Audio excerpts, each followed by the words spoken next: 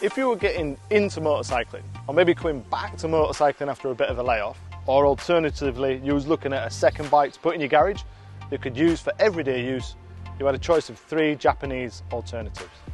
But now there's a new kid on the block. Welcome to Triumph's new Trident, their entry-level model to put people into the British Triumph brand. It's price competitive, it's leading in technology with usable power, easy to manage. So let's start with the engine, the powerhouse of this motorcycle. 3-cylinder, 660 capacity, slightly based on the street Triple S, but it's got over 60 new components, different bore, different stroke, different cam, different crank, different fueling and different exhaust, so it is quite different really.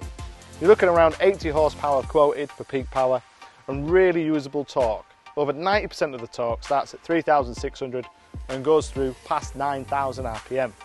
The chassis, Showa forks up front, non-adjustable, Showa rear shock with preload adjustment, and this is a direct shock with no linkage, quality Michelin tyres, Nissan brakes, and we've got full connectivity TFT clocks with 2 rider modes. You've got rain mode and you've got a road mode. The modes change the traction control and the power characteristics. The traction control and the ABS are conventional. By that, they use algorithms with wheel speed, throttle position and gear. There's no IMU in this bike, so it doesn't know how far it is over. Some people might think that's a discompliment to this bike, that it doesn't have an IMU, but that's on par with the competition. We have to compare this bike to the competition, and that is the Z650, the Yamaha MT-07 and Honda's CB650R. So when we compare it to that competition, it's greater power than the Yamaha and the Kawasaki. It's got lots and lots of torque, more than the Honda. It's lighter than the Honda and a little bit heavier than the twin cylinder bike. So it's right in the ballpark. Price wise it's a little bit more, but arguably this is a new model for 2021 and it's got more tech with the rider modes and the TFT and the Bluetooth connectivity. So we've had 2 days here in Tenerife, which has been beautiful conditions. Well, at times. We've encountered rain, we've encountered fog, we've even encountered a little bit of ice this morning, it was so cold. Thankfully we had the heated grips, which were an optional extra. So what's my verdict, what's my view of the motorcycle? I'm impressed with the engine. The first turn of the throttle is really soft and fluffy, really usable, really friendly.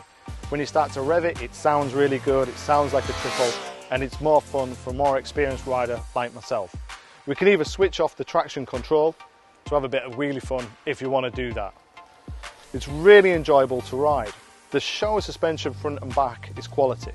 This isn't a budget bike with budget suspension. They haven't scrimped cost when it comes to suspension. Everything is composed and it has a nice feel to it. It's not 2 springs just bouncing around randomly at either end. It's nice and composed. The only reason I'd want to change the preload is when I add maybe a pillion and some luggage. The braking is really strong, nice and progressive, nice feeling to it. The seat height is 810 millimeters and it's really slim at the tank, which means even for me 172 centimeters or just under 5'7", I'm flat footed on both sides. I've had 2 days of riding this bike and I've really enjoyed it.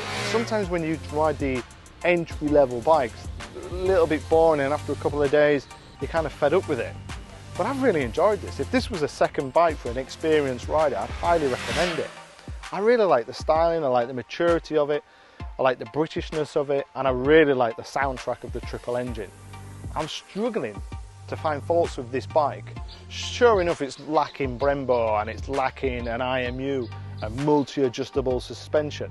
But when you compare it to the competition, which is very similar to this spec, it's really impressive. It steers lovely, the ground clearance is ample, it's nice and balanced around town at low speed, the ABS is not intrusive, the switchgear is simple and easy to use. If you want, you can get the Bluetooth connectivity. As a first ride of this motorcycle after 2 days, I'm impressed. I think this is going to climb up the sales charts for Triumph, but the biggest test of this bike is when it goes against the competition, who are all bringing out new models for 2021.